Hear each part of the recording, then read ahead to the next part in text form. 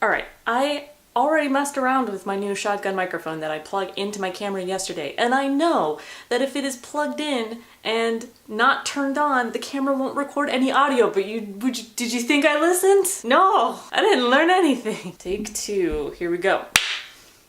Don't know why I clapped, I don't have to sync any audio. Today is a quick and dirty video kind of day because there is some productivity stuff that I actually want to get done. But I want to make this video because I've been doing so good recently. You may have noticed that I have had a recent string of consistent videos for like the past few weeks after a long dry spell of like 8 months or something.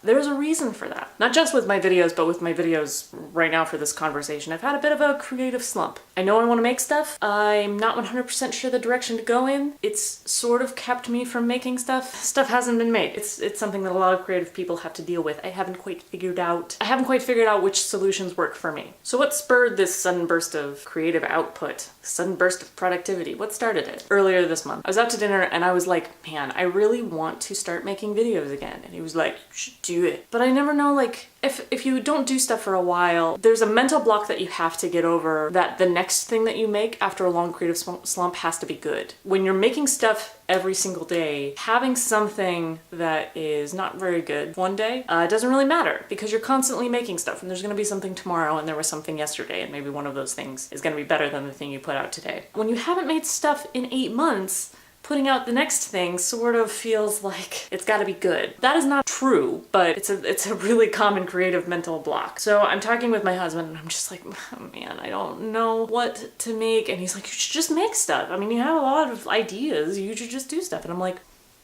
or you could decide for me. Choose at the beginning of the week what my video is going to be about, and then by the end of the week, I have to make a video on that. You could totally do that. Do you want to do that? And he's like, okay. So that's what we did. So for this whole month, I have been making the videos and putting them out and exercising my creative muscles, but the topics have been provided by my husband. This has allowed for a lot of freedom in this transitional period from not being productive to being productive. In that, there are a lot of things that you can worry about with the project. You can worry about what you're going to talk about, you can worry about how you're going to do it, how much time should you take on it, not least of which the actual work, the actual act of sitting down and doing the thing is no small task in and of itself. So there's all of these things that you can worry about. But if you take away some of those decisions, you make it so that you can't make those decisions, it allows your brain to focus on the other things and allows your brain to focus on the creativity part, which is the part that creative people like.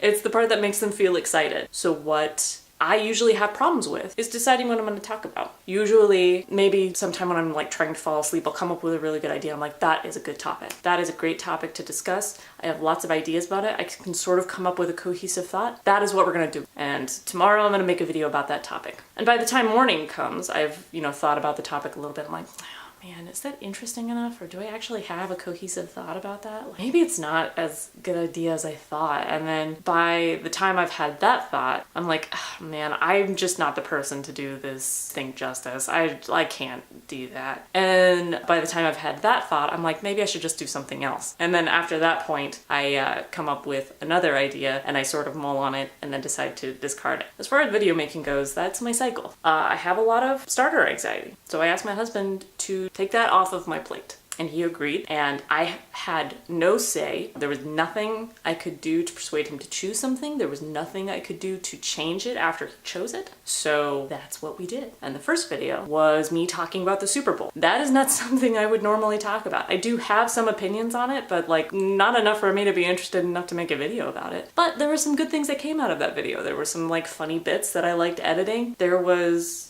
a discussion about whether or not you should even make fun of people for anything. Like, I mean, that's an easy one, like, don't bully people, but, that was something that came out of that because I sort of walk the line between people who hate sports and people who love sports. The next video was the Watch the World Unfold cover. That is not my favorite song, but it's one of Cameron's favorite songs, and I like making covers, and he knew that it was in my ability. Normally, when I put out a music video, it's one take kind of thing, sing, I'm usually singing and performing in the same track, and it's usually just me sitting, and then I edit it, and then it goes up. And even though I have all of these great ideas about how to do music videos, they excite me a lot. I've usually been too afraid. But because the song in and of itself is not exciting to me, it allowed me to be creative with the video part of it. And by the end of it, I was very proud of the whole thing. Like, I was very excited about it. I'm like, oh, this is a song that I don't really like, but here's a great video out of it. As far as I'm concerned, like, I'm proud of it. I don't really care what anybody else thinks because I think it's really good for me. It's one of my best right now, so I'm very excited about that. The next video, Cameron just gave me the topic of books. Very broad topic for me. There is a lot of things that I can talk about in regards to books. That topic turned out to be too broad because I sort of procrastinated what it was actually going to be about. But that day that I filmed, I was in a little bit of a depressive in the short-term sense. Like, I was a little bit down, so I made sure that there was books in the video. I talked about John Green's Turtles All the Way Down, but the overall video was not titled books. And then finally, it's this video. And it's a really good topic. The usefulness of restrictions on the creative process. Because what Cameron recognized from this whole month of doing this is that having a restriction, having a kind of boundary that I have to work within, has allowed me to have a lot more creative output. And there you go.